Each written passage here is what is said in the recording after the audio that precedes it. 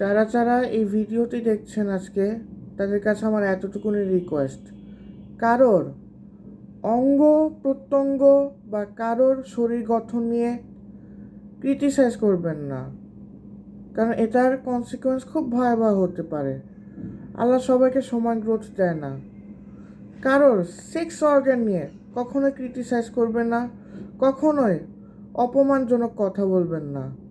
কোনো মেয়ের গায়ের রং বা শরীর গঠন নিয়ে অপমানজনক কথা বলবেন না। এটার কনসিকোয়েন্স খুব ভয়াবহ হতে পারে এবং আপনি জানেন না মানুষ কোন সময় কখন বেড়ে ওঠে।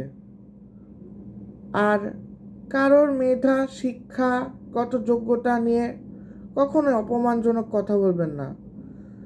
কোনো খারাপ ছাত্রকে, কোনো যেসব ছাত্ররা পড়াশোনায় পিছিয়ে আছে তাদেরকে নিয়ে কখনোই ঠাট্টা বা অপমানজনক কথা বলবেন না।